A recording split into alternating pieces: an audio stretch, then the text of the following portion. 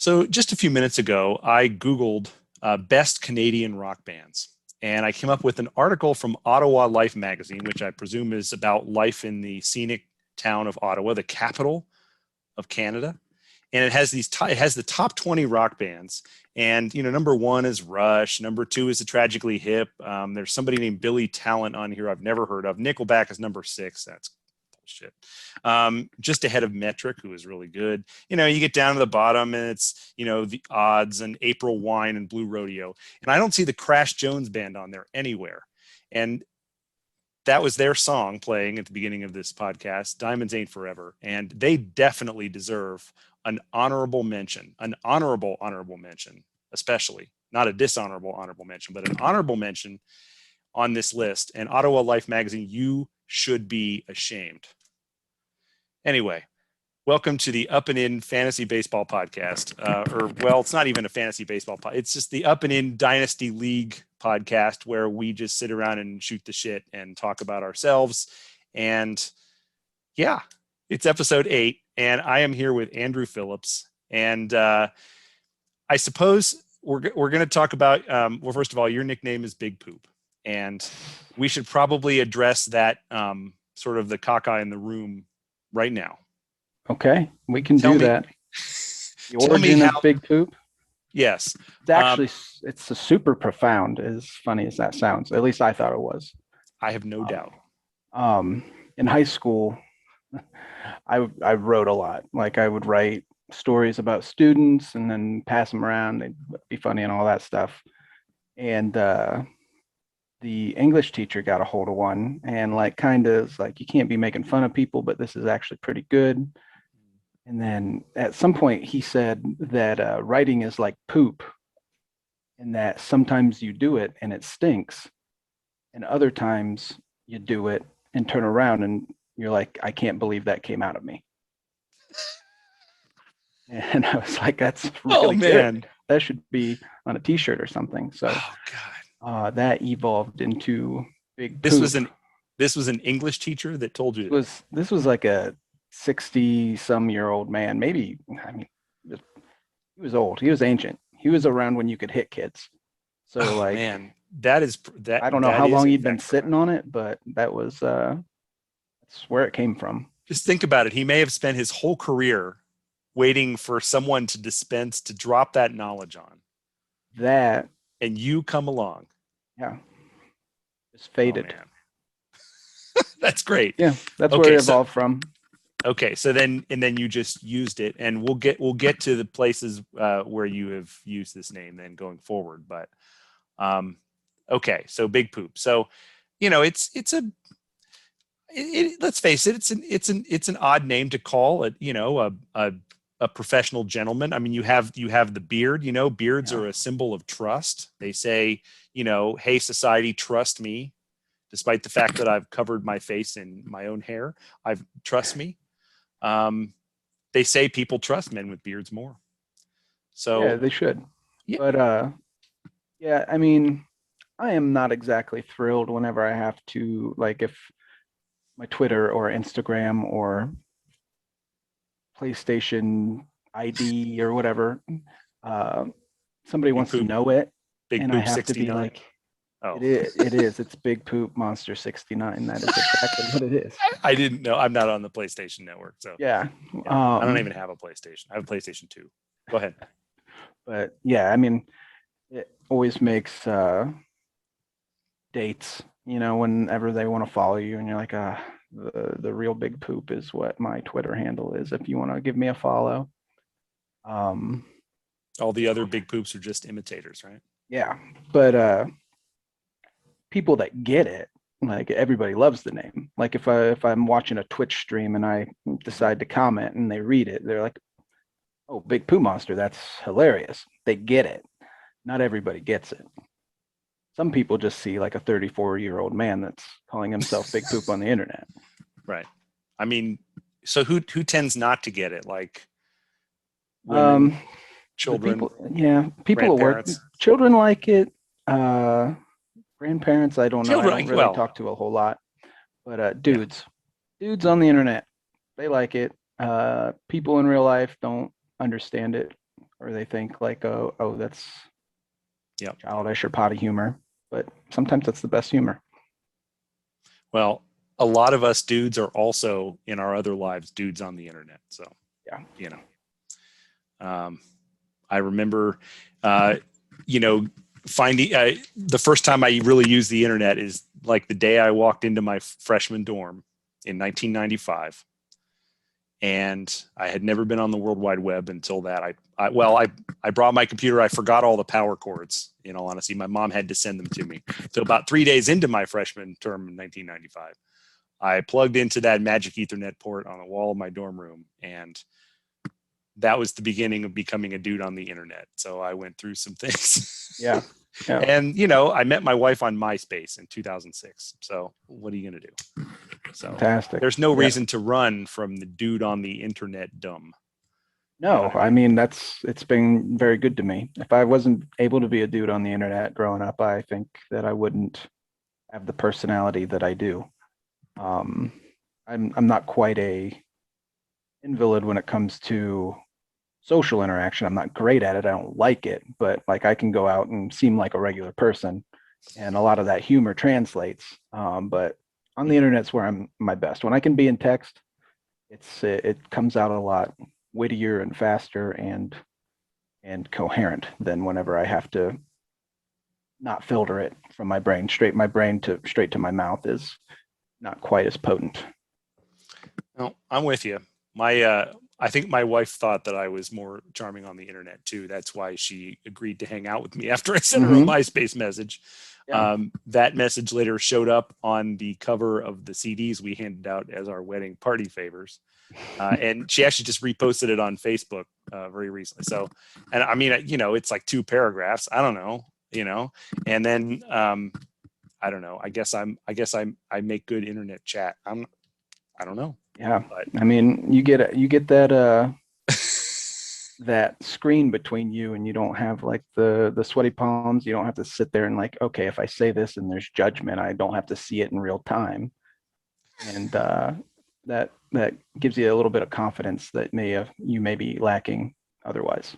right, the same confidence that turns people into shit posters and all this other stuff too. Yeah. Right, it's coming from the Yeah. same place. Yeah. So, Well, if you give anything long enough, and it'll become a terrible thing. right. Well, so that's a good lesson to Generation Z out there. Like, harness that urge to shit post and turn it into positivity, and maybe meet your wife or whatever it is that you want to do. Yeah. Yeah. There you go. All right. So shut it down now. Just quit while we're ahead. That was it. That was it. All right, shortest one ever. I mean, we had the guy from Australia on 2 hours, but Big Poop, we're at what, 8 minutes, or I don't know. Anyway, I'm kidding. So anyway, you and I, well, we have a bunch of Ohio natives in our league. Yes. Although you are the only one from the northern half of the state. Mm-hmm. Amish country. Amish country. So I have spent a little bit of time here and there in Amish country. We have, I actually was I dated a girl from Plain City for a while. Plain City is an Amish town, outside of Columbus. You grew up in Worcester, or you? I grew up around Worcester, in the country-ish towns, but like population of like 400 people. Not Worcester City though. Okay, right. I mean, Worcester is not a big town. I mean, No, Worcester is not a big town, but Yeah. believe it or not, like it's the biggest town around this area. So Right. This will prove key later when we get to the story about you and Jordan. So I'm going to hold that for later. So, and of course, with growing up in the northern half of Ohio comes some built-in Cleveland sports fandom. Am I correct? that is true. Yeah. So, I mean, the same thing happened with me growing up in the southwestern part of Ohio, built-in Cincinnati sports fandom, which it's an up and down kind of. Yeah. Yeah. I think, just being an Ohio sports team fan, no matter where it's at, I mean, there's some similarity no matter where you go. Yeah. Everyone's had their share of tragedy. Yeah. I mean, the Indians are, I know they're going to change their name, and I don't know about you, but I feel like they probably should have changed the name a while ago. Yeah, I mean, just seems like a weird hill to die on. Like and that's at the least. Like even if you don't think that it's offensive or whatever, um, I can see both sides of the argument. I fall on the side of like people find it offensive, then it's probably offensive. But I get some people just see a cartoon and all that. That's fine. But just to have that and decide like, yeah, we're keeping it. Who cares what the people that it's characterizing think? Just seems like a weird marketing tactic. Just change the name. People are gonna be mad for a season. Some guy's gonna stay mad for a long time, but mostly everybody, you're just gonna sell a bunch of new hats. Yeah, no. I think. I mean, I guess I was going to say. Well, I was going to draw a comparison to when I was going to Ohio University in the late '90s. They changed the longtime logo from a white paw on a green background. They said apparently there were too many paws in college athletics, and they changed it to this really generic-looking cat, like beige cat head with whiskers, like. And I was like, this is even more generic. And they were like, oh, it's just for athletics. And then a year later, this is back when you had to schedule classes by using the telephone. Despite the existence of the internet sign-up system for classes wasn't until later. And there's that logo on the class booklet, which, was something that everybody had. And so then, but I'll tell you what, they still sell plenty of merchandise to alumni with the paw on it. Mm-hmm. I don't put that new logo. I mean, even though now it's been around for 20 plus years, I don't have any interest in wearing clothes that have it on it. Yeah. I have a couple of paw shirts, honestly. I mean, that's, and so, and I was thinking, why couldn't they just sell, if people want to buy Chief Wahoo merchandise? I mean, I agree that it does offend. It seems to offend some people, and it's a caricature, and it's not a particularly flattering caricature at that. No, not at all. Indians / Cleveland fans can proudly say that they didn't do that. They didn't do the freaking tomahawk chop at the ballpark the way Braves fans probably still do every single game when the Freddie Freeman draws a walk on 8 pitches or whatever. But I don't know that. I was going to say, why don't they just sell the Chief Wahoo merchandise? But I don't know that they would be able to do that, right? I mean, no, it would have to be unlicensed. They've tried to get away from it too. Like, I mean, the block. It's been a slow ramp, right? But they try to tell you that too. But how it actually goes is there's always Chief Wahoo stuff. Yeah, like they are selling it. I'm sure they'll continue to sell it. You think the Cleveland Ball Club itself will continue to sell it? Will they be allowed however that works, however that licensing works, whether they're going to give up the license to it and it happens, I doubt. I imagine they're going to keep it, and it's still money.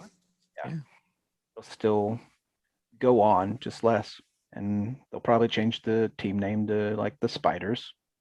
Which actually the Spiders would be awesome. Yeah. Yeah, it's got a historical reference to Cleveland's previous name and all that. I like the Spiders, but you'll sell all sorts of new gear, and that'll be what people is talking about.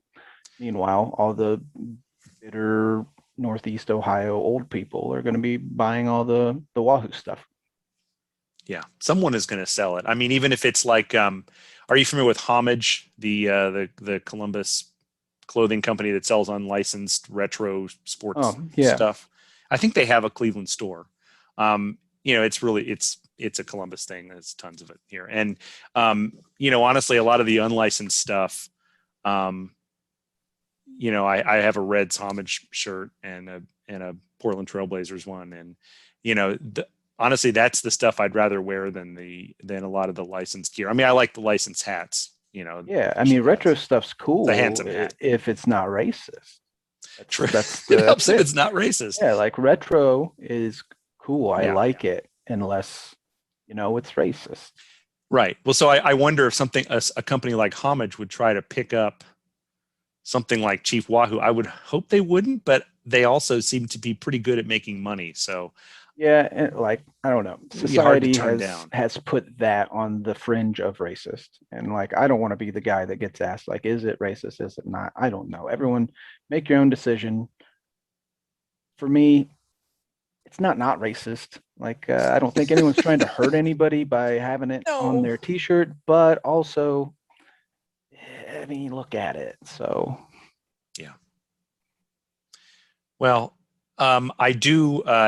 One thing I will say for sure is there is no way that the Cleveland franchise could handle the situation worse than what the Washington football team, we'll call them, has handled yeah, their situation. yeah, Where they had to be threatened with like losing they had to be threatened with losing the title sponsor on their stadium, and the government like was going to untrade. I forget what the details are. They were going to untrademark that logo entirely. yeah, Um, and that's what I the mean, whole weird hill to die on. Like right. example goes to look at that situation and how they handled it, and everyone's like, that guy's an asshole. Like everybody thought that. Even people that agreed were like, I mean, he's being an asshole about it. Yeah. Cleveland, on the other hand, has just continued to say like, yeah, we're getting rid of it this season, but then they continue to use They it. keep Like, using it. yeah, like it was supposed to be gone. I feel like 7 years ago, and that's not an exaggeration. I think that's when Right. they started saying like, yeah, we're going to the Block C. It won't be on the uniforms, and then throughout the season, like you see it on the uniforms. Oh, Chief Wahoo is on the uniforms again. I knew that they Like took it off of the if they hats. do like the I think retro uniforms had them. I don't know about You're the kidding me. ones now. Oh man, I'm gonna have to Google As that. of a couple years ago. Yeah, I Okay. think there was a couple games played where Wahoo was still on the hat and all that. Yeah, I mean, it doesn't help the situation when you have like, a very famous movie that, features the Yeah, Wahoo Indians, um, that is going to be watched on minor league buses until the end of time. And it's just, yeah.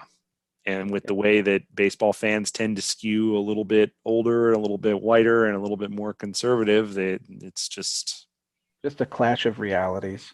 yeah, That's the problem. Is like there's one reality that we all exist in, but the reality that we live in is mine is completely different than somebody that has no idea what I go through on a daily basis. So you have people that grew up and thought like, oh, it's just a cartoon. It's just Chief Wahoo. It's like Speedy Gonzalez or any other racial epitaph that if people feel like they're being made fun of, then it doesn't matter if you don't think that they shouldn't feel that way. They feel that way. But yeah, what can you do? What can you do? well, yeah. But so here's to hoping that they get a new cool nickname that catches on. Yeah, I Um, hope it's cool. I don't.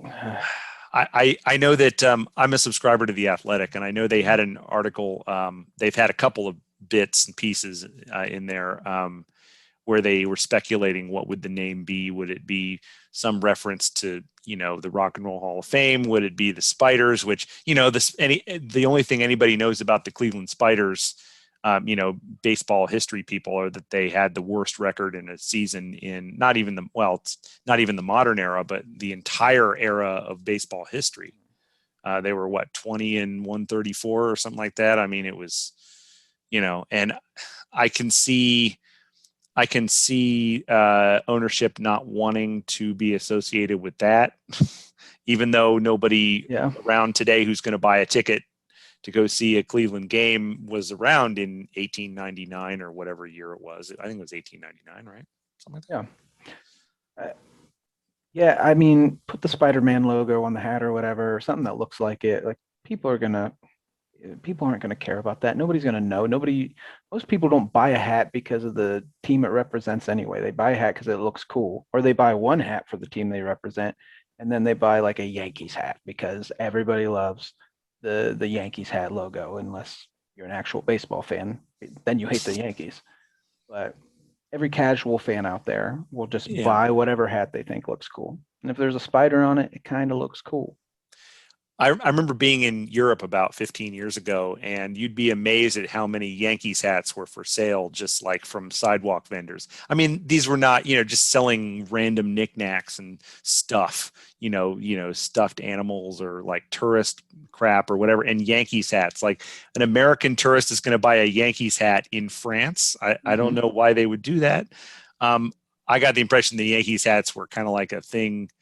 It's kind of like a few years ago here, if you were walking around wearing a soccer scarf. Now, obviously, pro soccer is a much more mainstream thing, to follow the European leagues or MLS or whatever, and they've got the scarves. But you were a hipster a few years ago if you wore a soccer scarf. And yeah, I mean, you still are, but it's fine if that's. I mean, celebrate what you like, but you do not reside about the team, then right. You do not reside in soccer country, though, it should be said. Yeah. Now, I've talked about Columbus before about this. I mean, yes, there's been a team here since the beginning of MLS.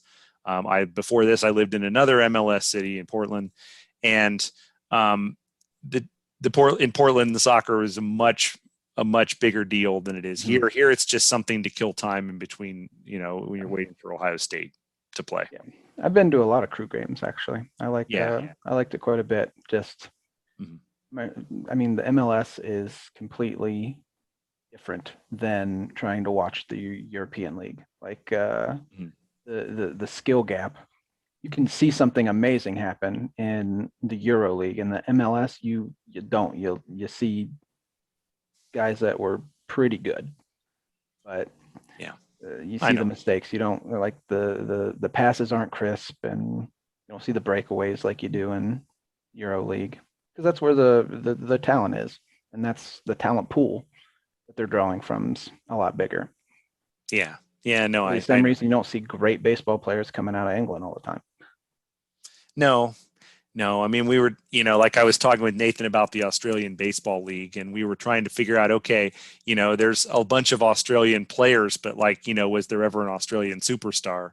It's the same thing, I mean, has there ever really been an American soccer player who's become a superstar internationally?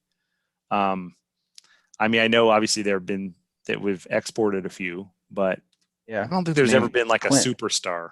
Clint Dempsey's as close as I can think of, and so star in the World Cup for the U.S. and everything. But and I mean, Clint Dempsey has had a great career. It's not that. It's but he's not Ronaldo. No, he's not. No. I mean it. So Clint Dempsey, we came out the best known player that we could come up with was Dave Nilsson. Dave Nilsson, who was I think an all-star maybe twice or something, came out of Australia and is like the legend of of Australian baseball. Mm-hmm. Clint Dempsey is basically Dave Nilsson, right? I mean, I'm sure he'd appreciate that. Hey. Going to the All-Star game as the Milwaukee Brewers catcher is something that can change a man's life. So don't make fun of it. All right. Okay. Well, but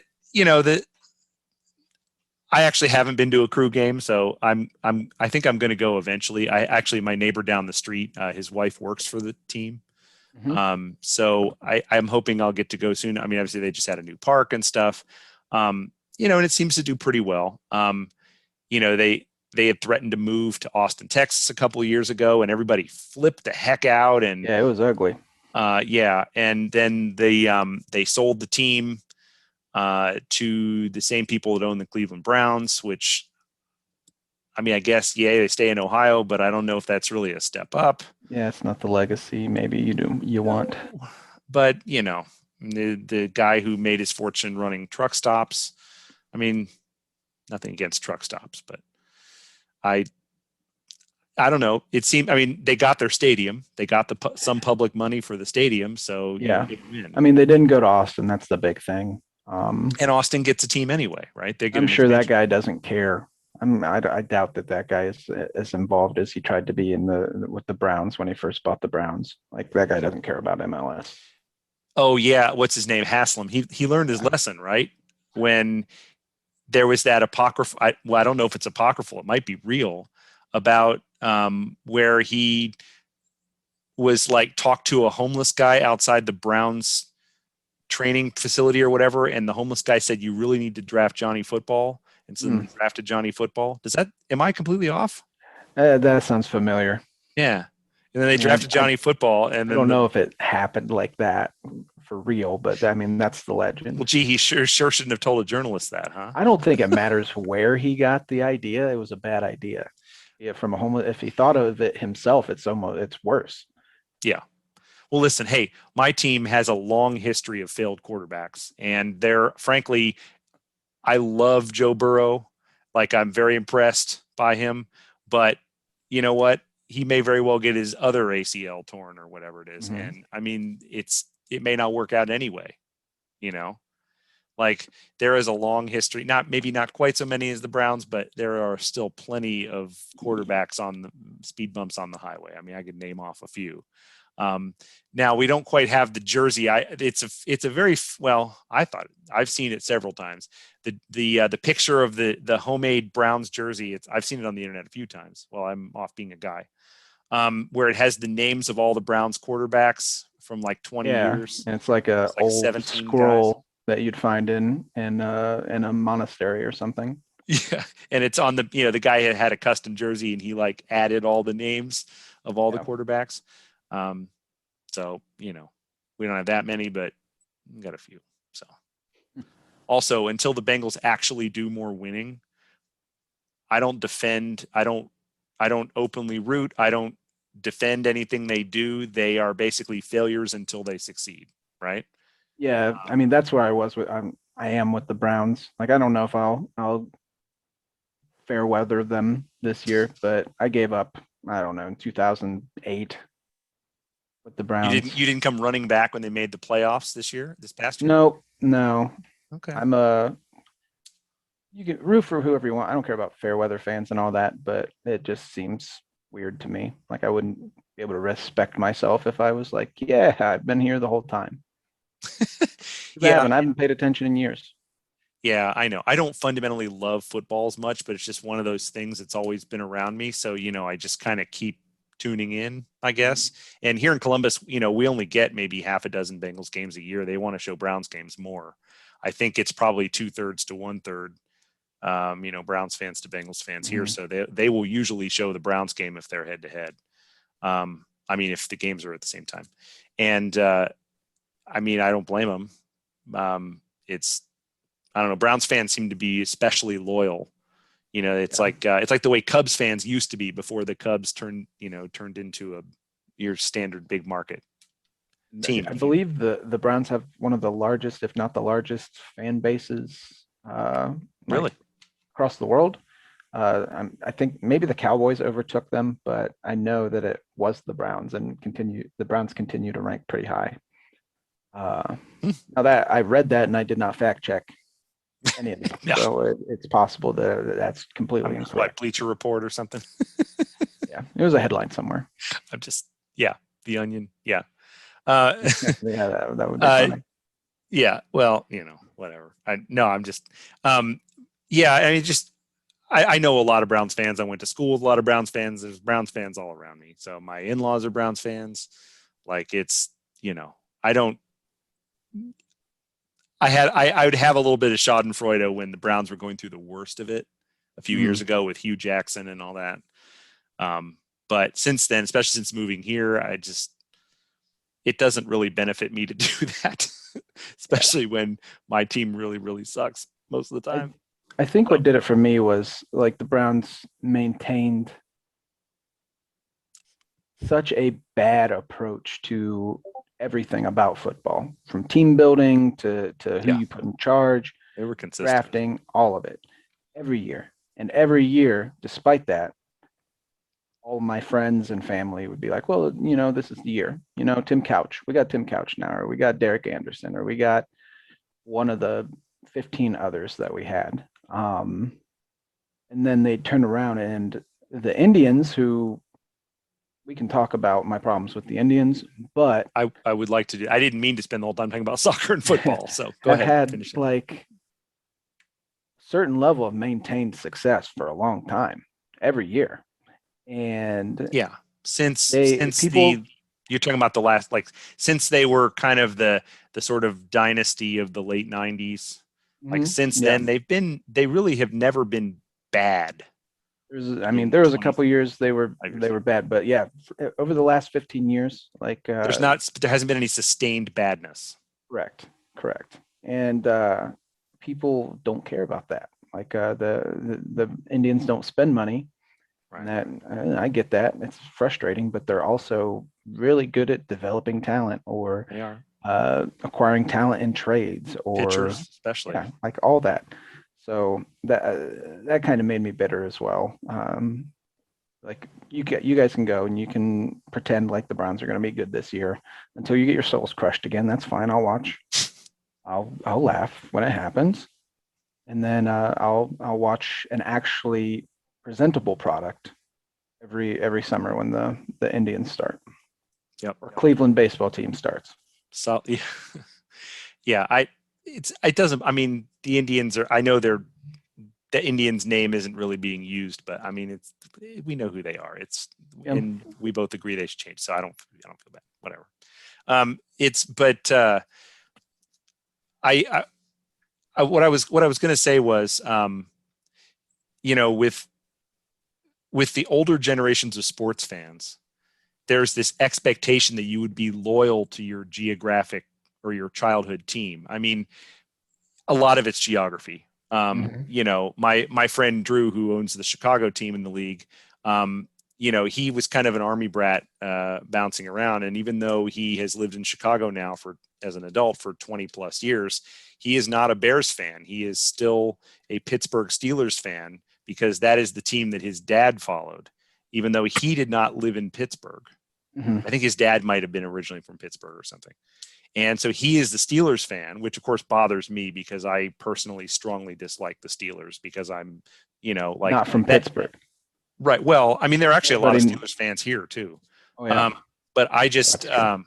I just, I'm so sick of losing to the Steelers twice a year, every single year. It's just, you know, I have the same problem with the St. Louis Cardinals. I've talked about the St. Louis Cardinals on the past, but that's why that lucky ass win that the Bengals, I know you haven't missed, but the Bengals got a really, really lucky win with their like third string quarterback or whatever that was last year. And I just Mhm. laughed and laughed and laughed and laughed. It was like, finally the dice came up boxcars. Like that was the Yeah. only way that was going to happen. So I felt pretty good about, I mean, I mean, it was ridiculous. Like I can't imagine how much money gamblers lost on that game. Yeah. Not that I care because I hate gambling in sports, but me personally, I don't care if you like it. But you know, like it just made me laugh and laugh. But yeah, so I mean, Drew follows the Steelers and is very Mhm. loyal to the Steelers, despite, you know, I mean, he's all about Chicago in every other way, loves the Cubs, you know, like, but it's the Steelers, and you know, there's this loyalty, and I'm like, dude, you can let him, you don't have. But when the team is consistently good, like the Steelers usually almost always are, it's hard to let Yeah. them go. It's But I think with the younger generations, with um, you know, younger fans, sports fans, I've noticed it seems like there's a lot less loyalty on that basis. I don't know. Do you agree with that? um yes A lot and less no. loyalty on based on what your parents did and where you grew up, and you know where what your parents followed and where you grew up. Sorry. I think it still works like that. I think it's where you live or your parents or grandparents, whoever watched the sports. Because like I know for me, I grew up here, always been an Indians fan. Dad grew up in Illinois, Southern Illinois, so I was actually a Cardinals fan for a long time. I love my first baseball love was Ozzie Smith. I have Okay. Yeah. so many Ozzie Smith baseball cards. I would trade away anything to get them. He was the only player I knew, but he'd do the flip and everything. Oh yeah. It was great. Yep. But I think fantasy baseball actually has done more to make the younger generations and me too, honestly, not care so much about what team you're rooting for. You start Right. rooting for players a Right. lot more, This which I is think where I is a was lot headed with healthier. this. Yeah. You follow your favorite players or the players on your team instead of the laundry. Yeah. So Yep. like, yeah, I don't like seeing the Yankees do good, but you know, if I have Giancarlo Stanton or CC Sabathia when he was there, Mhm. like I wanted them to do good because they're on my team. Yeah. Everybody else on the team can do bad. Right. I mean, you want the Yankees to lose 8-3, but if Stanton hits 3 solo bombs, Mm-hmm. Yeah. I have Stanton in my Yahoo league, the other league that I'm in. So yeah, sometimes I'll get excited that he did something good, and then I'll realize, oh shit, I'm playing Stanton this week, so I don't have him in our league, and then it's like, oh god damn, and that happens a lot actually. I'm sure. Yeah, I do agree. Fantasy sports has a lot to do with it. I just feel like also the proliferation of, well, first of all, you can watch, if you're determined, it's easy to watch almost any team you want to watch. Mm-hmm. Follow any team you want to follow. You can follow the podcast about that team. You can have the appropriate cable package. You can steal their games on the internet. Not that any normal person would ever do that. All those things. And so you can follow whatever you want wherever you are. It's not just a matter of, well, I live here in Cleveland, so I'm gonna trundle over to the TV at 7:30 and I'm gonna turn on the local, NBC affiliate, and I'm gonna watch the Indians game because that's what's on, live from Municipal Stadium, or live, well, probably not live from a road city, but that's how I grew up. I mean, I didn't have cable as a kid. I grew up watching 40 Reds games a year, 40 road games, and the opening day usually was always on the broadcast affiliate, and that's all there was. I mean, you could look at the box scores in the newspaper, but they wouldn't have the late games. It was as if the San Diego's and LA's were never playing on stage. Mm-hmm. I mean, had no reason. There was no reason to right root for anybody else. Right. So I just, and my dad grew up here. I could have very easily have been a Cleveland sports fan too. I mean, he grew up here, mm-hmm. In the suburb across town, Westerville, but for whatever reason, he was a Cincinnati fan from the beginning, which is weird because the Bengals have only been around since 1968. So that's I mean, sometimes people latch on to expansion teams and stuff like that, but I think as long as you're not, he also married a woman from Cincinnati. That had something to do with it. As long as you're not bandwagoning because somebody is dominating, I think everybody hates that. Like when LeBron came to the Indians game with the Yankees hat on, like, come on, man. Come on. You play in Cleveland. You grew up in Akron, which is how many buildings in Akron have that guy's name on them? I mean, I know he has at least one school. You don't get to just, I'm going to root for the best now. Like that. Come on. You didn't suffer. That's part of being a fan is you have to suffer. Everybody has to suffer unless you're born into it, unless you're grandfathered in. But the most politically correct thing for him to do would have been to wear a hat with the MLB logo on it, right? Like the picture I saw on the internet of Rob Lowe at an NFL game wearing a shirt with the NFL shield on, or a hat with the NFL shield on it. Like, just don't take a stand. Bold choice, buddy.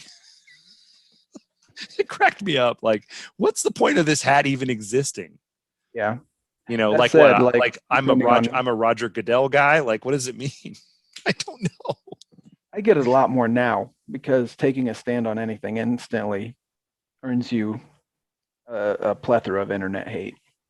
It's very easy for people to be mean to you in a mass all at once, especially if you're a celebrity. So I don't blame Rob Lowe for riding the fence on that one because you'd have a couple thousand idiots telling him that he sucks or threatening some kind of physical violence.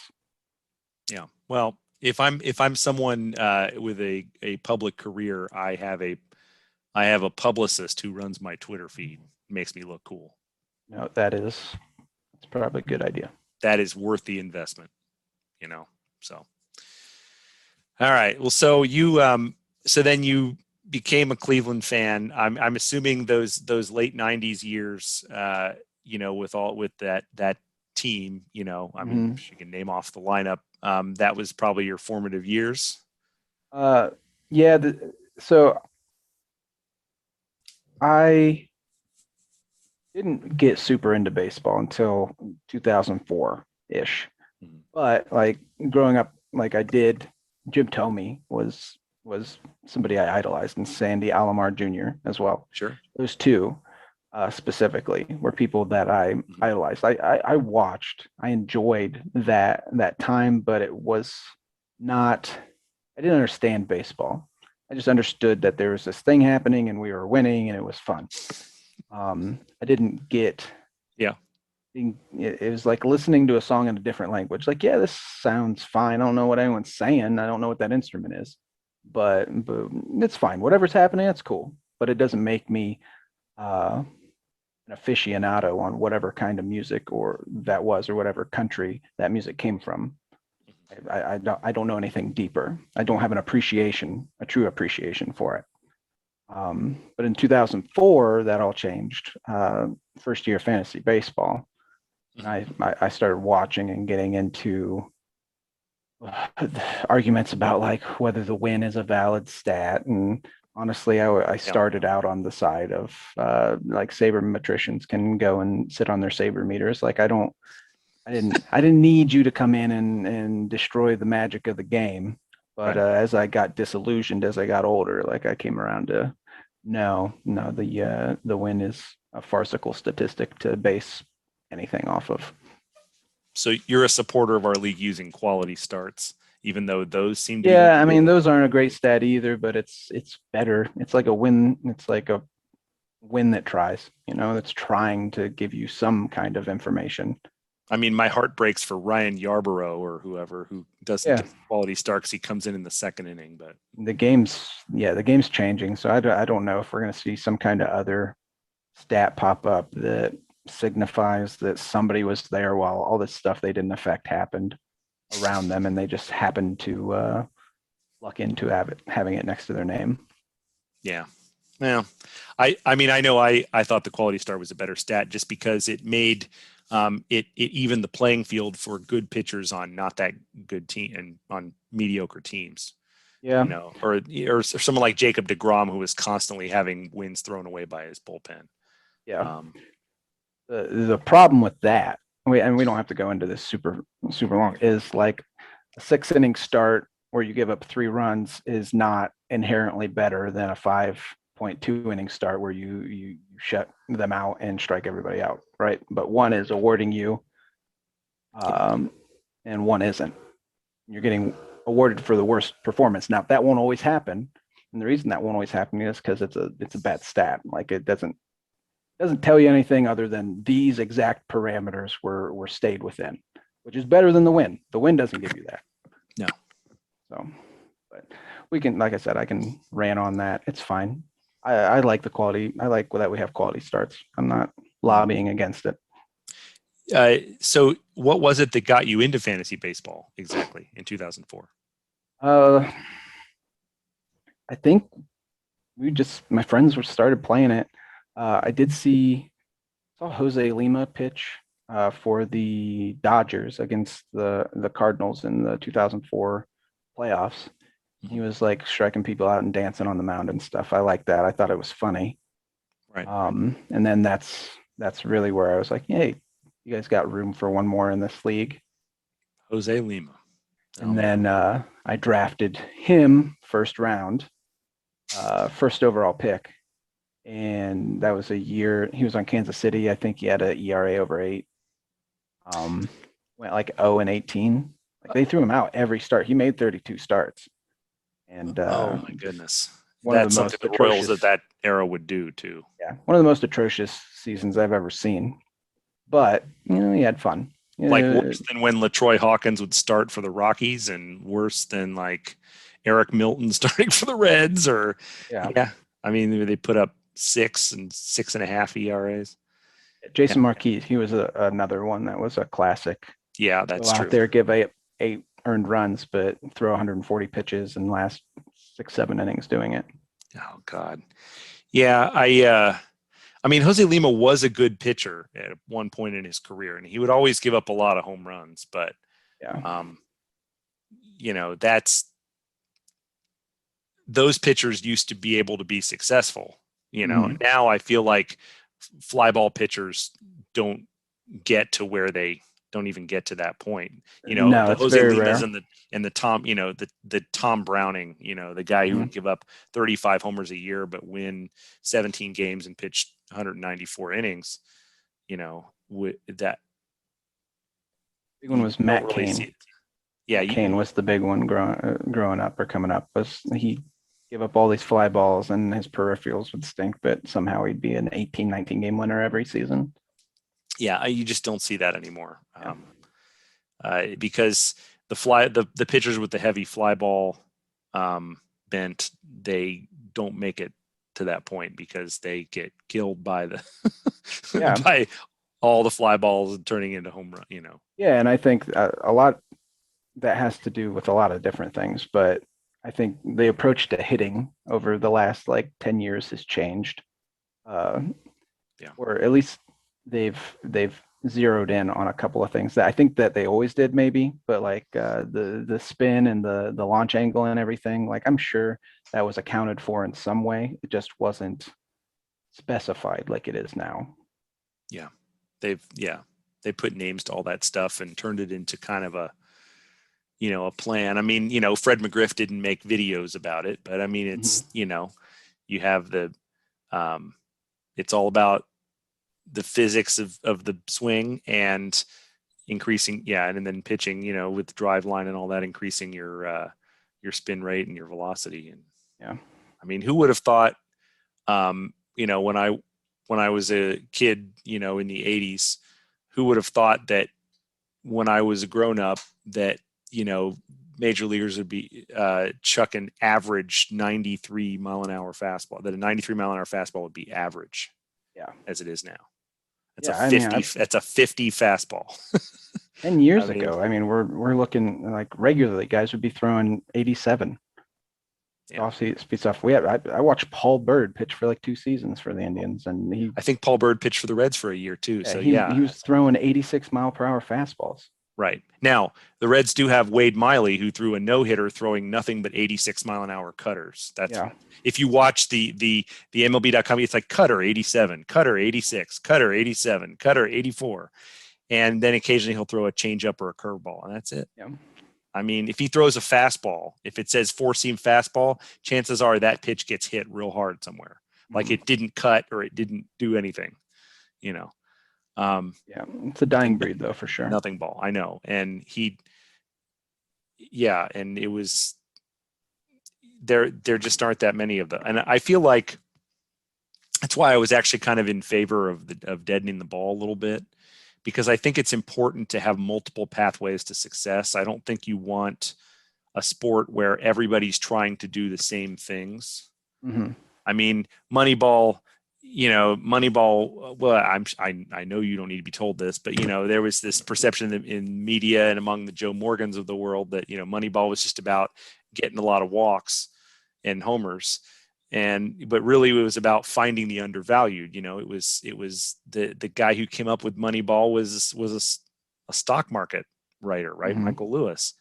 Or I mean, he put that name on it and popularized that whole concept, and so if all 30 teams have some version of driveline baseball or whatever, or using fancy technology to increase their launch angle, then you would think that the money ball would kick in, and then some team would figure out a way to win with guys that throw 86 mile an hour cutters, and guys who hit singles and want to try to steal second base.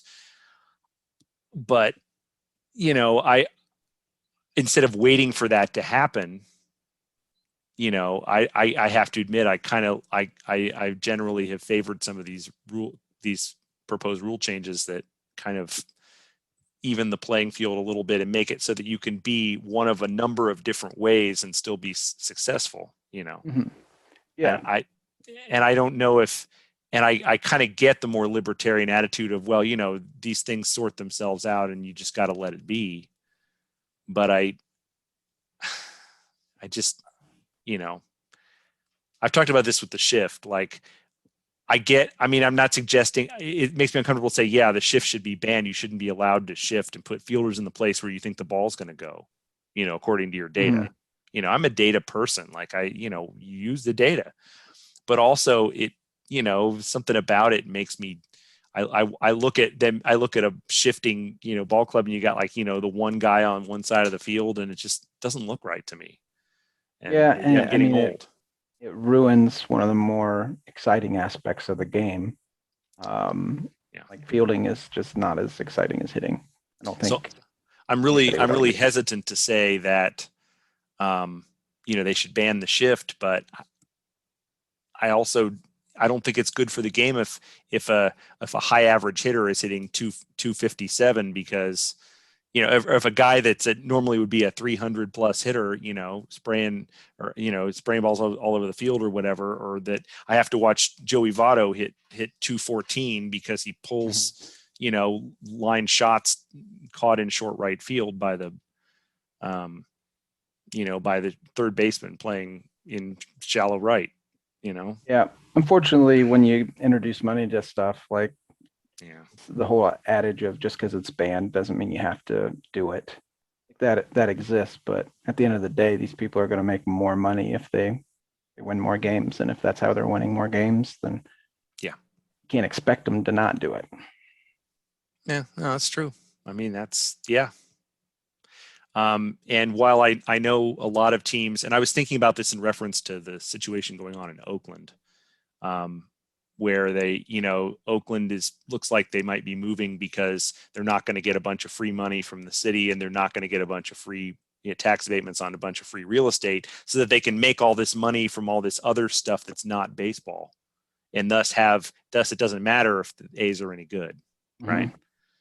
I mean, from a business perspective, the idea that you should be trying really hard to win, because it's good for everyone, all the fans, and it's good for your wallet. Yeah, You know, and it's how it works. It's how it's supposed to should work. Like if you're not doing that, then the whole business model you're throwing that out of whack. Like right, that's not the goal. Like right, it's okay to buy into some rah rah idea that everybody should be trying their best, and even though you know that you're gonna suck, like go out there and try. You right, see it in fantasy leagues too, like where people are like, well, right. I'm just gonna be bad because I get better draft picks Well, that's or why we have a lottery, right? yeah, And yeah. I No, think, they should do that in real baseball too. I would agree. Yes. I think you need to incentivize even the Pirates and the Orioles need to be incentivized to win, even though both of those teams are awful. Hmm.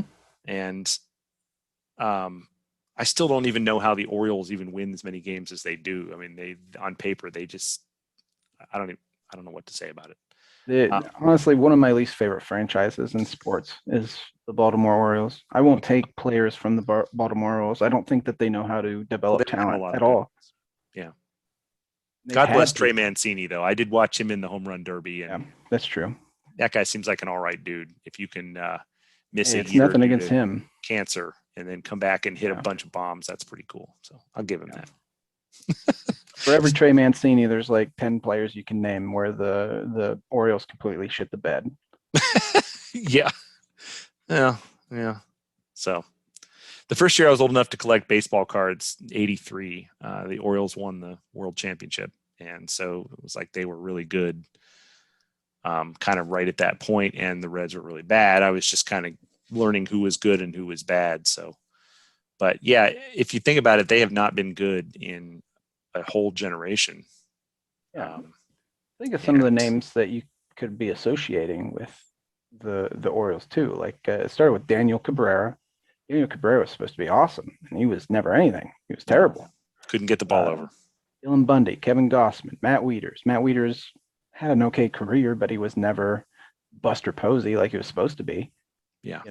You got all these I guys. think he was supposed to be some combination of like Mike Piazza at the plate and, Mhm. you know, I don't know who defensively, Yadi or Molina or somebody. Yeah, but it never really worked out that way. Yeah, it's sad. As somebody that plays fantasy, I just I can't respect a franchise that consistently tells me to gets given these gems and then just proceeds to not develop them in a way where they're successful.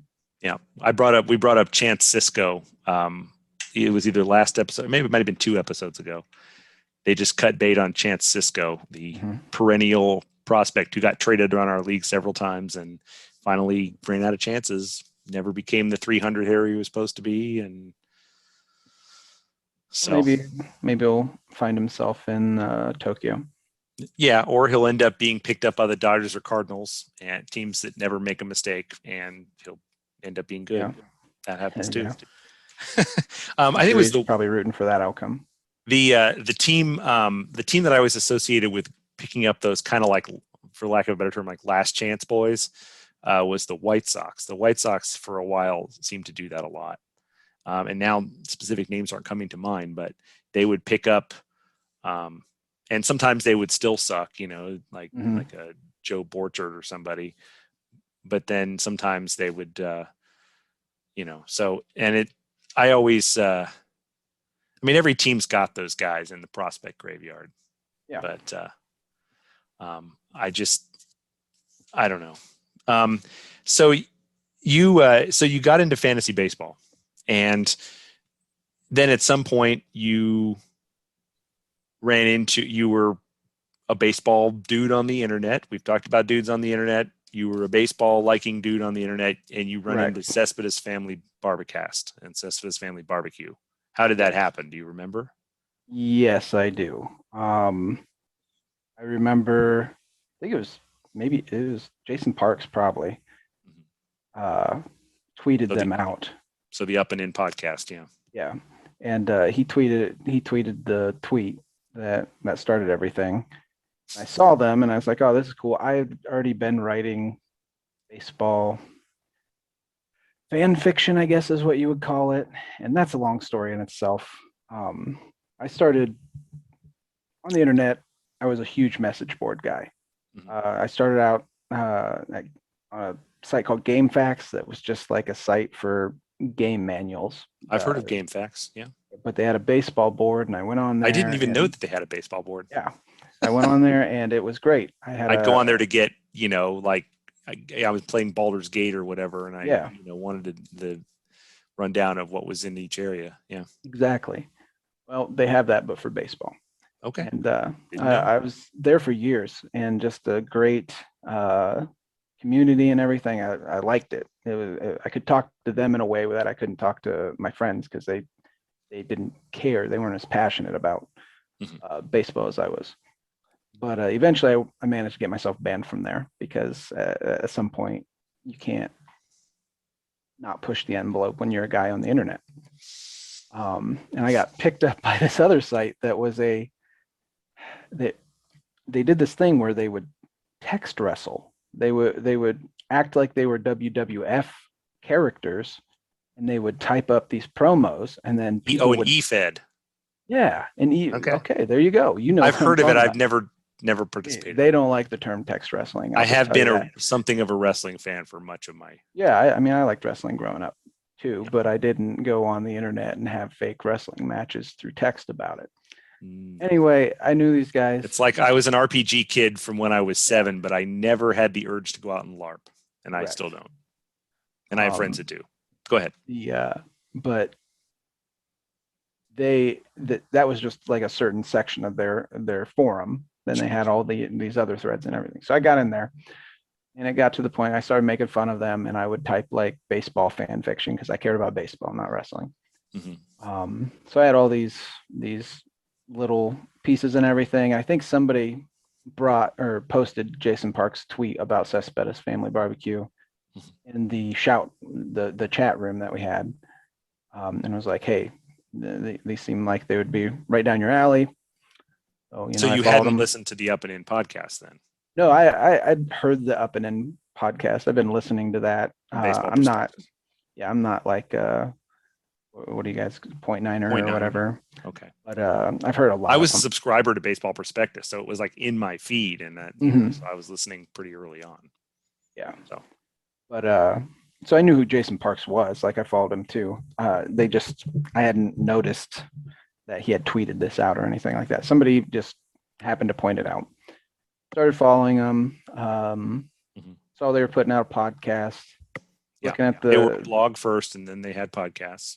blog, and I saw that Jordan had a Worcester sweatshirt on. Mhm. I was like, huh, For the college. the college. Yeah, I did. I mean, I didn't know if it was the Worcester, like my Worcester, or is there a Worcester somewhere else out there in the world that he's going to, or whatever. I'm sure there are at least a couple of other Worcesters, but I don't know of them specifically. Yeah. Anyway, they start the podcast. I don't email the first episode because I'm actually a really shy person. And I didn't know. I think they'll think this is stupid. Then I heard it and I was like, there's no way that they'll think this is any more stupid than the stuff they're doing right now. So I and that's a compliment. That's not a me. I got you. They're silly people. And They I were in started high school. Yeah. Yeah. Or just coming out of high school. Or coming out of high school, sorry, because you said Jordan. Yeah, okay. They episode 2, I started I made a email account called the Original Big Poop Monster because I figured like that would get their attention. Mhm. And then just wrote, I can't even remember what the first email was. I think it was about what we call home runs. And like, because on Game Facts, we had started calling them boners. So whenever somebody would hit a home run, it wasn't a big fly. It wasn't like A dong. People said dong, and then we moved from dong onto boner. We call them boners. So Jose Bautista was hitting 63 boners this season or whatever. A lot of boners.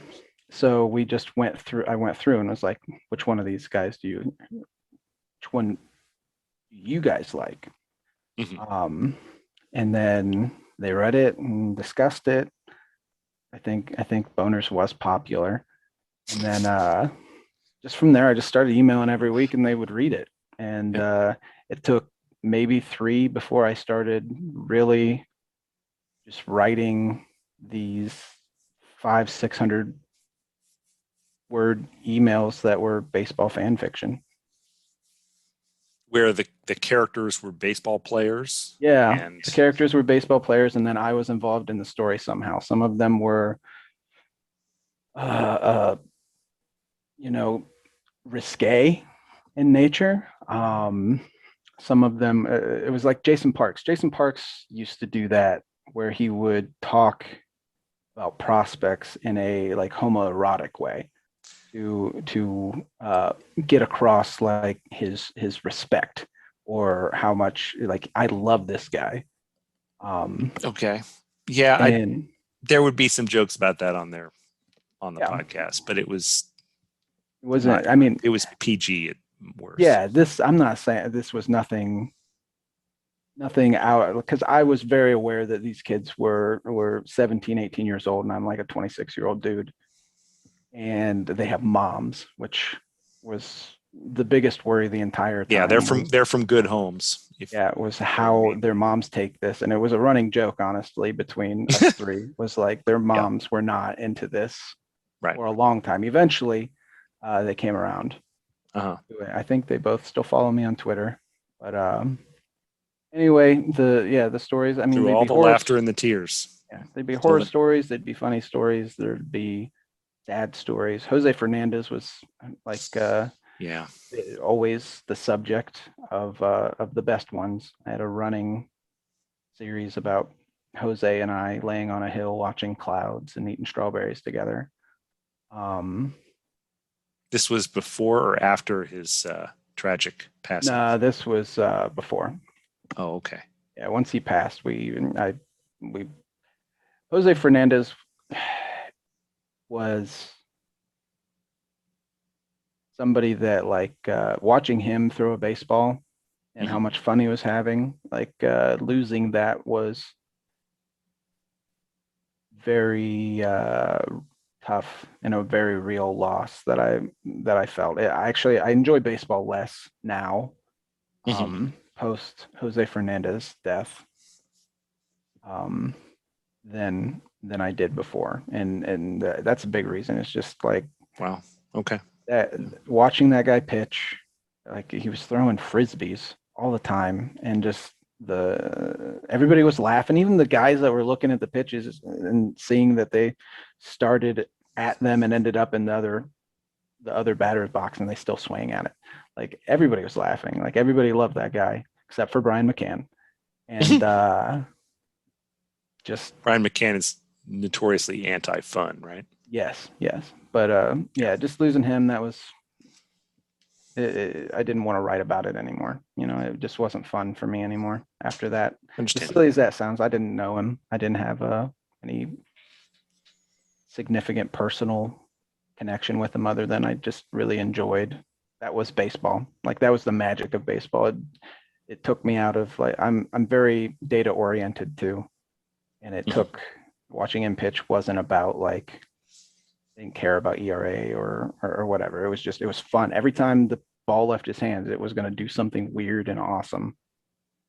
And just yeah. So once he died, I never wrote about him again or anything like that. I felt like it'd be disrespectful too. Sure. Okay. So then you become this kind of regular fixture in the Cespedes family universe. Yes. They, at what point then? Now, obviously, they eventually ended the podcast because they graduated college. Jordan from Worcester, Jake from Washington University in St. Louis, and were hired by MLB.com. And then now they're go back and listen to episode 2. There's and now they're at Fox. But at what point did you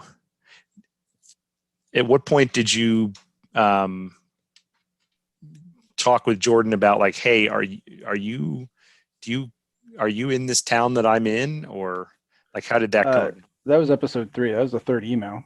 Okay, I'm so sorry, it's pretty the second quick. email.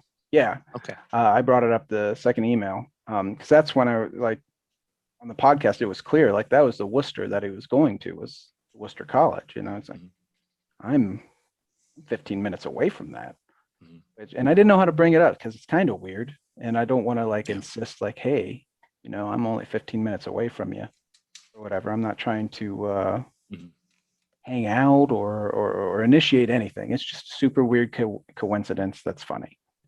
Right. And I remember when I was in college and I was the age that they were at the time. And I remember people who had graduated would come back, like either like fraternity alumni or like I worked at the radio station, radio station alumni would come back a couple times a year, and these people would come back and they'd been out of college for, 3 years and they were 25 or 26 and they seemed so unbelievably old to 20 or 21-year-old me. Yeah. Like, oh man, you just like fall off a cliff and become an adult. And yeah, I mean, you got money to do stuff, but other than that, God, life's got to be horrible.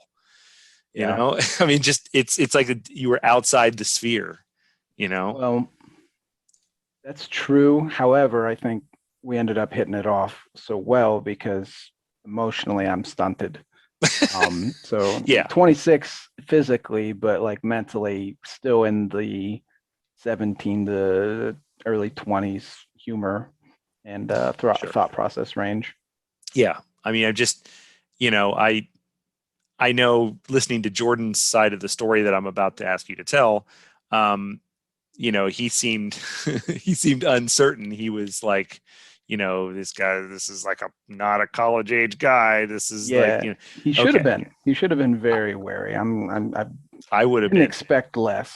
I knew exactly how it looked. So I think I flat out reference it whenever I send it in. Hey, don't worry, I'm not a crazy weird guy, which is probably what a crazy weird guy would say anyway in an email to a baseball podcast to kids. But well, there are the savvy crazy weird guys, and then there are the not savvy crazy weird guys, right? Yeah. Okay. Well, so then in Jordan's version of the story, he and his brand new, like he was on his very first date or one of the early ones with his girlfriend today. Correct. Right. Yes.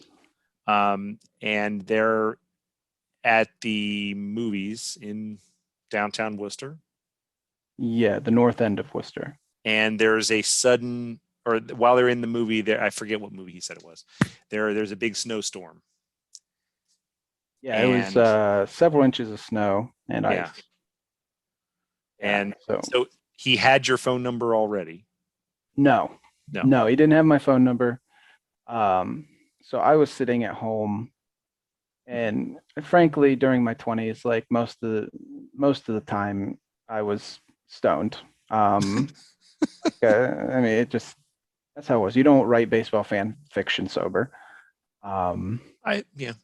so I'm sitting at home on Facebook or on my computer, and I get a Facebook message from Jordan Schusterman, and it's like, "Hey, I know this is weird, but we went and saw a movie, and the bus is gone, and there's snow and ice on the ground. Is there any way you could come pick us up?"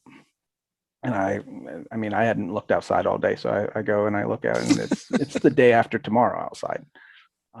Like it's so bad. I'm terrified. I'm terrified of driving on dry roads. Driving Oh, in the snow geez. is such a special high level anxiety for me. But Okay.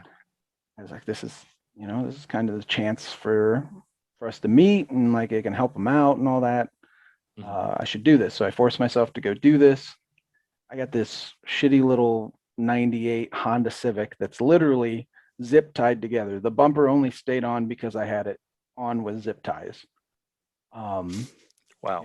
yeah, it was just a terrible car. There's no weight in it, so like on icy roads, you're fishtailing all over the place. So it takes me forever to get up there. Finally, I picked them up, and I was like nervous. I think they're nervous, or I think he was nervous. Bailey was, or his, I'm sorry, I don't know if I should use her name. It's pretty No, public. it's fine. It's his girlfriend. Yeah. Yeah. Just gets right in the back seat. Like she was all for it, very outgoing and helpful in the uncomfortable, uh, any discomfort that I may have felt. Mhm. And we had like a 15-minute drive to the campus, which is honestly only like a mile and a half away from where we were. The roads were just so bad that I couldn't do Yeah. anything else. You didn't want to, and you didn't want to get stuck yourself because then everybody's No, no, I didn't want to get stuck. I didn't screwed. want to spin out. Like Right. again, driving in the snow is. I still hate to do it. Like I avoid it with Mhm. every ounce of my being if I can. Right. And in your chosen geographic area, it is fairly frequent in the winter. Yeah, I mean, I wouldn't say chosen. I was born here and I just haven't escaped. But yes, yes, in Northeast Ohio, it is. The winters are quite Yeah. bad. Yeah. Anyway, that I mean, that's really what happened. Is just he randomly asked an internet stranger that wrote baseball fan fiction to come get him, and Hmm. I did in a apocalyptic snowstorm. And the rest is history. Rest is history. Yeah. So, I mean, we got together a couple different times. mhm. And I think he talked about it. Like we watched a couple games at my apartment, and then we Yeah. went to a game up in Akron. He introduced me to Matt Clark. Um, he Matt was a Clark. he was a first base prospect for the Mets at the time, and then I think he went over to uh, Tokyo and was playing over there.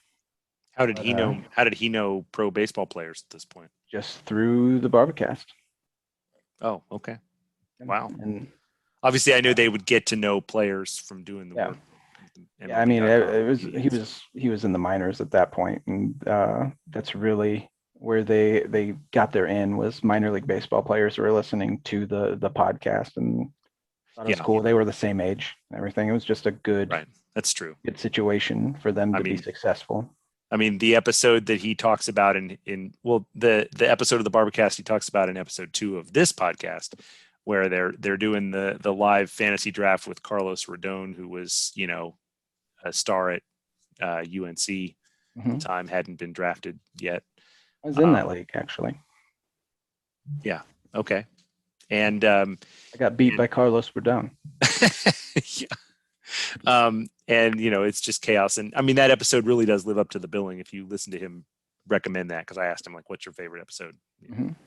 Um, and uh, and then he tells the story about how they got to go hit. They were doing the summer travel logs with for Baseball Prospectus, um, and they got to hit wiffle balls with Rafael Devers, right? I think is what it was. Yeah.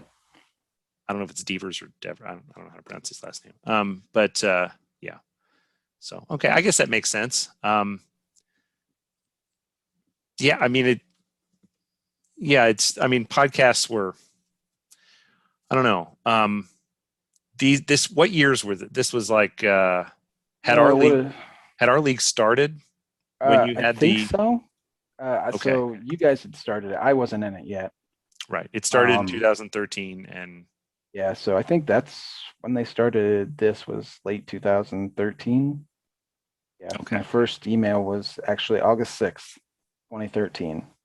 Okay. So yeah, it's the That would middle have of our been, first season. A yeah, season in which I was the winner.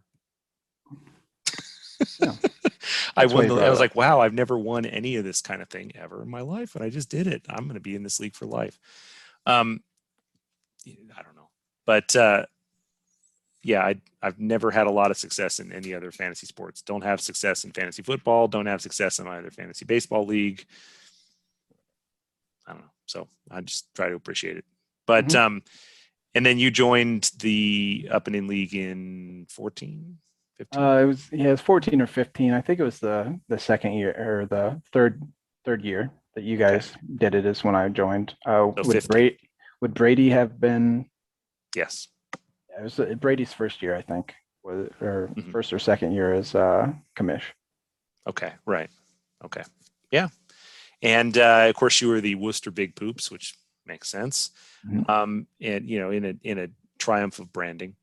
And now you have taken it international and become the Dominican La Caca Grandes. Correct. I'll bring this up again when I do the episode with Juan, which of course I talked before. I've done an episode with Juan and didn't record, and so we're gonna have to do another episode with Juan. He's a big fan of your name, of your team Yes, he name, was. and Yes, he was. it had a double meaning. We were talking about this during the All Star Happy Hour. Because I guess La Caca Grande. I mean it just like like Chad Johnson being Ocho Cinco for 8-5. It's like a literal translation, but it also has the Yeah. idiomatic meaning of sort of like the big, I guess, kind of like the big cheese, right, or the boss. Yeah, big shot. So the big shots, shot. I think, is what Juan was saying. Yeah, thank you. And so you have this unintentional double meaning that actually works out pretty great for a fantasy baseball name. So I'm assuming it. I'm hoping it'll stay. Yeah, I'm never gonna like anybody else outside of that knows about that. I will 100% pretend like I knew what I was doing whenever I Yeah, right. selected that name. But like, yeah, when he brought that up, I was like, that's fascinating. I'm glad that like he was the one that was able to tell me because Juan's like just a super cool guy. Oh yeah, So you can tell he's just the greatest guy. Like yeah, I'm so not trying to kiss your butt on. You can to be just able tell. to connect so easily over something like that, like part of like that culture that I don't know about, and I being just a dumb ignorant guy thought it meant the big poop, but here it has a whole different meaning that's actually kind of cool. Yeah. Hey, some people just exude it, Yeah. I mean, The vibe. yeah. So never had it myself. So I just I have to be chatty and funny and charming or something. So yeah. So anyway, all right. What else were we going to talk? Because we covered all the major points. Is there anything else we were going to talk about, or are we? I mean, I think we've covered most of the we can. baseball stuff that. Yeah. Do you We have want any? to Do you talk have any? about. Do you have any hot takes on league rules or anything? I have to ask because I ask everybody, and I just keep. Other than our friend Justin, Yeah. No. You guys could make whatever it could be any rule. I don't care. I'm not here to yeah, be a stickler about anything. Like I'm malleable. As long as it's like nobody's out there trying to change them to their own benefit, as long as everything is 100% what's the word? above board. Above board and just Yeah. for the greater good, not watching, altruistic. That's what I'm trying to think of. As long as all the rule changes are altruistic and that what we're trying to get the league to the best place it can be. Yeah, in good And faith, if it's maybe. not, everybody just be chill about it. Yeah. Well, yeah. I mean, okay. Well, so there you go. I don't, why keep going on, right? Yeah. I know you are having. I never bother to check the records before you come in. You're having a pretty good season, am I right? For my roster, yeah, like Yeah. every week I win is a blessing. I mean, Had some big injuries yeah, me that too. have really done it, and I don't have a whole lot of team depth right now. Yeah. Honestly, the whole team building aspect of this league has been hard to catch on to, Mm. especially when I first came in. I drafted and I had no rookies. I didn't draft any but Tyler Naquin, which Brady immediately berated me for like 2 or 3 more years before he came up and was actually good for a season or two. But He's had a that was pretty up and my down career, though. yeah, that was my only minor league player that first year, and I just haven't really recovered from How did you end up with only one? Okay. Yeah. I chose. I was like, I want Tyler Naquin, and then I'm not spending $1 on anybody else. I mean, these rookies, why would I want these Right. rookies? And back then, the rookies were all $1, right? Now All they $1, and first round rookie draft picks $5, right? there was a plethora to pick from. Mm-hmm. And yeah, it just was And Jose Lima ignorant. wasn't eligible. Yeah, if he would have been. Unfortunately, I don't think I think Jose had moved on by that time. Yeah, Shuffled off the mortal coil. yeah, and Before I'm he passed. assuming his wife remarried, right? Remember, she was a thing on the internet too. Oh yeah, Uh, she was a very attractive woman. yeah, and I think there's a rather famous photo of him singing the national anthem at Dodger Stadium, and she's out there. There is. Yeah, okay. There is. I figured you. I Yeah, came across it in my reresearch on Jose Lima. As a Jose Lima documentarian. yeah. I'm gonna have to go Google some of that here after this is over. But yeah. Anyway, yeah. So I forget. Have you finished? You finished in the top couple of teams before, though, right? You've had I think one year I had a 1 year, pretty good season. I mean, nothing special. like maybe I second or third, something like that. think it was fourth was the highest that I finished. Oh, okay. But I've made the playoffs. I know that. But Right. Which, as yeah, we've talked about, is no easy feat in this league. In fact, like my not at team all. is, I think I just got finished. I finished getting pounded last week, and I think I'm 9-5, something like that. That's the edge of the playoff contention at this point. I mean, right now, I don't know. It kind of depends on who else is in your division and stuff. I don't know. I probably have about maybe a 50-50 chance of making it if I'm lucky, but there's only a 10% chance of that. Naked gun, thanks. But yeah, I probably, yeah. So, and I think don't you have about the same kind of record? Aren't you in like the 9-5 range? Something like that? Yeah, I think the whole division is pretty much everybody's 8 and something or 9 and something. I know Uh, Nathan's leading is Nathan leading your division, right? At 10-4. I just glanced at it.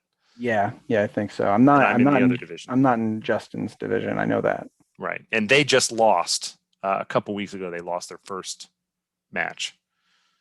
So they Bound to were, when I happen. talked to him, and I talked to Martine a couple episodes ago, they were still undefeated. And they were like 11 or 12-0. And I didn't even have a chance the whole way. I lost like 12-3. I don't have it anymore. I think my team, I think we're gonna have to bust up the team. So Yeah, it's hard, but flags fly just forever. let me suggest that maybe next year, whenever you're looking at rookies, you take a look at the Dominican Republic because there's always some good talent coming out of there that nobody's trying to swipe up. That's true. You've made it a habit these last couple of years of picking up some like 17-year-old phenom out of Latin America. Yeah. Correct. And I think the last couple of years, I know this year you did it. And it's like, wait, who? And then I have to Google the guy to make sure he's legitimately signed. Mm-hmm. by a team because you can't pick the guy who's not signed. Mhm. And yeah, so we'll see. I mean, you're obviously in it for the long haul. I mean, because it's going to take these guys 6 years or whatever to make the big leagues. I So, mean, yeah, well, I three, don't 4 know. years probably, but 6 worst case scenario. Yeah. Well, the teams are into manipulating service time, not just the Mariners, but everybody. Yeah. The value Now. doesn't always come from their major league career either. Like if you get somebody and you think that they're going to move up the prospect list pretty fast, that gives you significant trade value as well. That's true. Which, yeah, speaking of that, I think our league needs to get going on the trades. I got to figure out. I mean, our trade deadline goes a month later, goes to Mhm. August 31st, but um, it's we're getting to that point, just like they are in real life. Um, I have to decide. Organized. I know I have a Yeah. decision to make. So, Yeah. are I'm you going? hoping that the move to Discord will help uh, Yeah. facilitate that a little bit more too. I'm terrible at trading. I hate to trade, honestly. I'm in any league. I don't like. I become emotionally attached to the players that I get. Mhm. Um, and I don't like to wheel and deal. Like I don't like. I want to tell. If I want to trade, I'm going to tell you this is the guy I'm going to give up, and this is who I want, and you're going to tell me yes or no. And if it's Mhm. no, that's fine. We're going to walk away from the table. I don't want to do this back and forth of well, you maybe if you give me this guy too. No, I don't want to do that. Yeah. I hate giving away my any I mean, talent that I've cultivated. I do not want to give away because I feel like yeah, I have more value from it because I cultivated. sure. I mean, I really like to ask for just a tiny bit more, Mhm. but that's just a thing. And people love to trade. Yeah. I, I'm in a couple of different dynasty leagues, and Mhm. that's how it is in all of them. I don't trade. I've never really traded in any of them. Any trade I've made in this league has been just terrible for me anyway. So kind of gun shy. Yeah, I understand. But this might be a year where you have, the position that both of our teams are in. It's like, do you go get some more now, more talent for now, and Mhm. I guess I I got to look at it again. Like, I don't know if I should just go ahead and cash it and, go all in and see if I can get back to the playoffs one more time. Or, I mean, I just don't think With the minor league rosters that we have, like in quantity wise, like it gives you the ability to have a package those guys together to go for it if you have a shot. right. Um, the the other edge of that though is when you go to uh, fill those slots that you traded away or whatever. Like it's kind of a barren wasteland in this league as far Right. as minor league talent goes. Right. And I think, if in fact we're going to do expansion, that is going to reduce your ability to hold on to big lists of veterans because the salary cap will go down by $60. Yeah. So you are not going to be able to hold on to, and so there are going to be some guys that are going to have to be cut that you normally wouldn't want to cut, because you'll have a $400 salary cap. Mhm. So in that sense, maybe it makes sense this year to try to get some veterans that don't have really long contracts. Some guys that are free agents after this year or the next year, and try to win, and then you can just kind of just cast them all out, or some of them might get drafted by the expansion team, Mhm. and you won't have to have it on your books. I mean, I've talked at length on this. Well, not at length. I mean, it's come up a couple times about how I finally, at long last, had to get rid of Joey Votto, my favorite currently active player, because I just couldn't afford him anymore. He was up to like $70, and I knew from the day that I signed him in 2013 that he was going to have to be cut, and it was going to be painful at some point down the line, and I just couldn't hang on to him anymore because I wasn't going to be able to make payroll, um, without cleaning out 5 other guys to cover his money, and it just, Yeah. Yeah, I uh, mean, it can put you in a weird position, which is why it's fun. Like I don't play in another league that's even close to this. The That's depth and complexity of it. So that's supposed to be the fun part is making those hard decisions. mhm. It's So also exhausting at some points, but yeah, some decisions, like my decision to cut Carlos Martinez, who's in the last year of his contract, and he's probably out for the rest of the season with a busted thumb. And he wasn't really any good before that this year either. He's had some good times for me. I've had him for several seasons. In fact, I've had him pretty much this whole 5-year contract that is just ending. But you know what? Cutting him wasn't that hard of a decision. I mean, yeah, he's got an option year, but they're not picking that up. So yeah. I need that $8. So it was, see you, Yeah, pal. the position you don't want to find yourself in is the guy that has like 4 more years on his contract and it falls off the face of the earth. And now, like, Yeah. yeah, I can cut him, but I'm going to be paying for this for 4 more years for no production. Right. Like Albert Pujols has been on a cut list for forever. Madison Bumgarner right now I have for like, and he's making like $35, Yeah. and he's signed through 2024, I think, maybe 2025. But I do think he'll be live with that back at some point. I mean, he probably regrets signing with Arizona, given what's happened with Arizona. But I'm sure the weather's nice. But yeah, I mean, the problem is like he's not ever going to be a $35 pitcher ever again. Probably not. But hopefully he gets right. But hopefully he bounces back to the point where somebody will at least nominate and sign him. Right. Yeah. Get him off your bus. That would be great. I mean, it's no fun if you're stuck in a hole for 5 seasons because you tried to win really hard and it didn't work out. Like you got to be able to come back from that. I've had Dustin Pedroia on my list. Dustin Pedroia finally did just retire officially this year, but he hadn't played in 2 or 3 years. Mm-hmm. And I mean, he was, $27. I mean, well, half of that. And I'm still paying through the end of this year. Finally, then he goes away. And, I had some good times with Dustin Pedroia, but I don't know if it was resent them. It makes you resent them at the end. Yeah. I didn't feel like I could knock him off my list because even as they announced his retirement, he was going to have a day at the ballpark or whatever and get to go hang out in the dugout again or whatever. They said he's getting all of the money that was on his contract. It was in the release. So I was like, I can't say that I'm not going to have to pay this. Like the Red Sox are paying it. So I guess I have to pay it. So I'm paying it. So I don't know. I mean, that stuff should be pretty clear for me after this year. I don't have the talent. I'm going to have to either, and you know as well as I do, you can't just go out on the free agent market and just buy all the. I mean, you can fill a couple holes, but you can't buy a whole team. Yeah, there's no way you'll ever be able to make that work.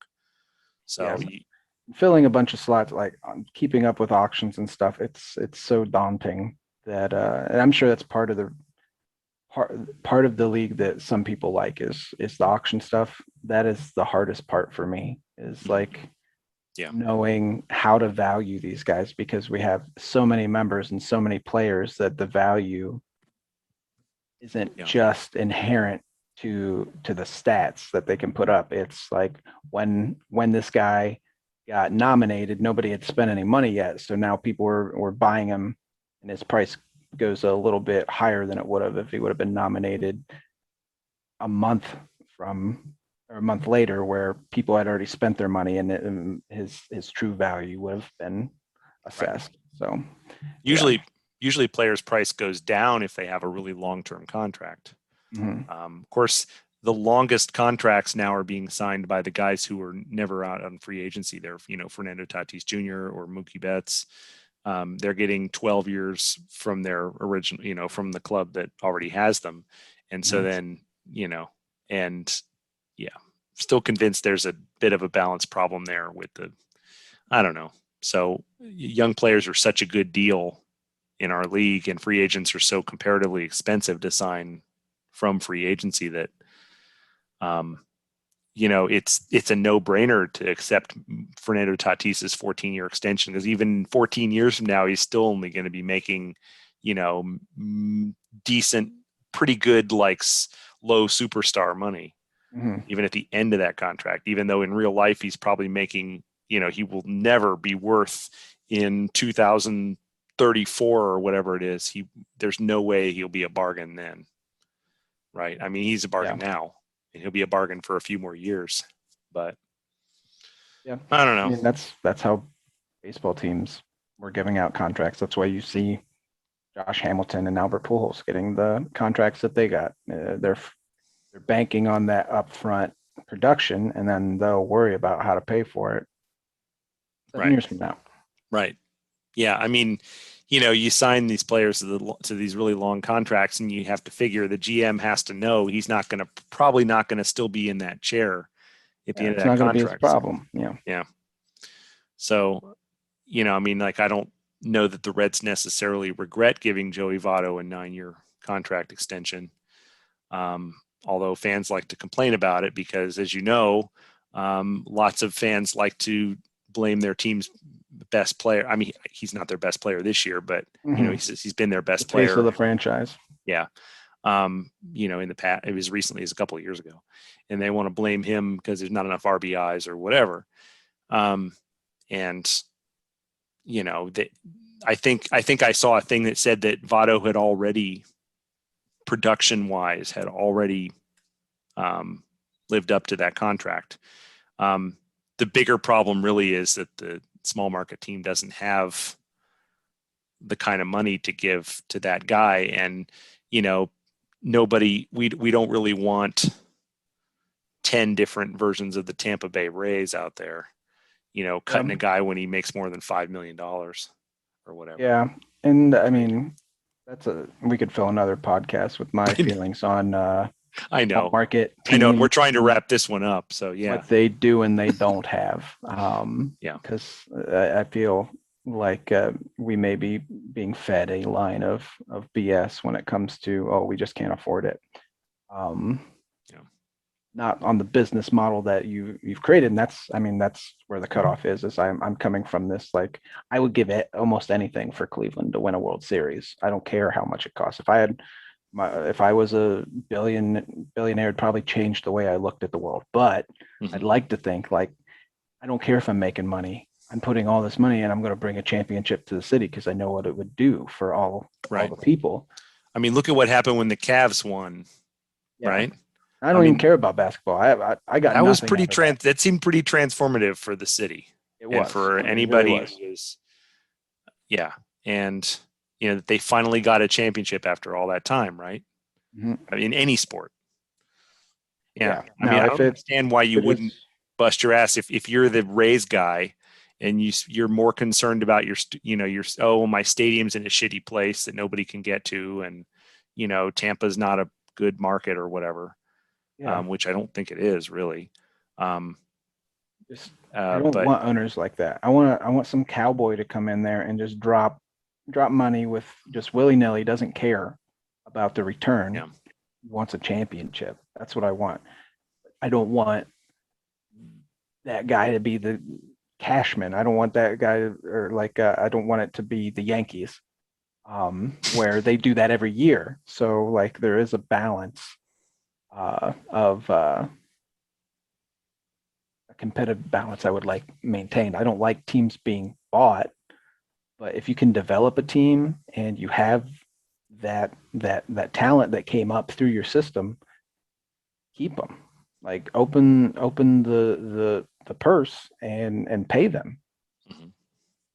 But I mean that's a fan's perspective. That's not a guy that has to pay for it. I mean, you just went through this with Francisco Lindor. Yeah, I mean, I've went through it with numerous players. The Reds just went through with Trevor. Well, they didn't develop Trevor Bauer, but the fact is Trevor Bauer had a really good 2020. They acquired him. Of course, now that ended up being kind of a blessing in disguise. I'd say he's having a rough 2021. Yes, and I don't think anybody thought that the Reds would ever be able to actually sign him. I mean, I don't know how much they even really tried.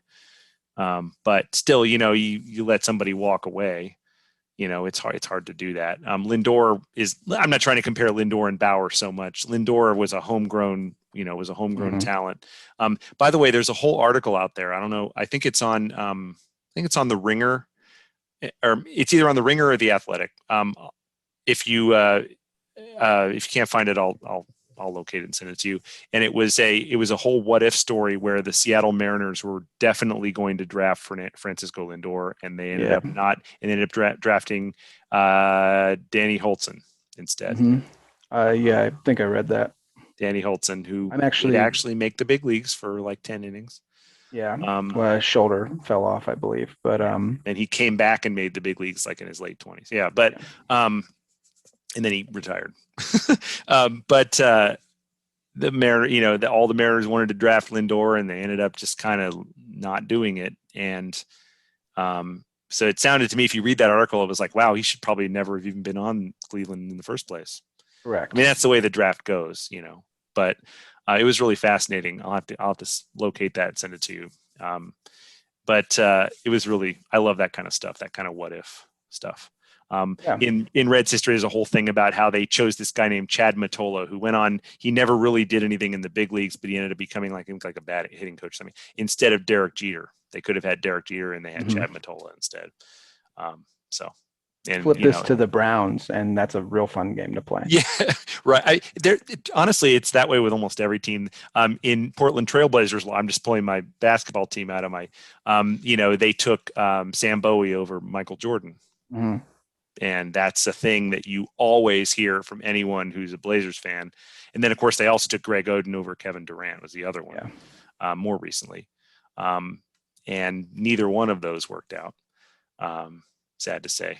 I think a lot of the time, though, that also falls on team's development program. I think player development is almost more important than drafting the highest upside guy. Like if you find somebody that that you can develop them, and I think this is why the Indians have been successful, like developing pitchers, is they have identified like this throws moderately hard, good control will get them, and good off-speed stuff will get them throwing 3-4 miles per hour harder.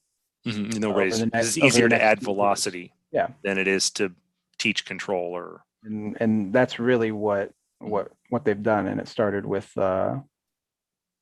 honestly, it started with Corey Kluber. Where they got him, they developed those pitches for him, and it just changed his career. Right, and it took him from a back of the rotation starter to a front of the rotation starter, to add that velocity. I mean, that's kind of the driveline model, isn't that's driveline baseball's whole thing is they take guys who are throwing 92, 93, and they help them throw 95, 96. As much as we all hate Trevor Bauer, he was the guy for me that brought driveline to the forefront. I think Trevor Bauer changed pitching across all of baseball, and I mean, it sucks that probably will get some credit for that. Yeah. But I mean, that's just the fact. I think that's cool.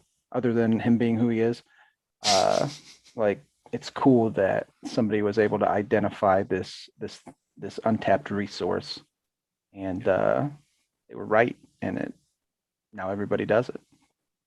Yeah. Now we'll have to see what happens, Trevor Bauer.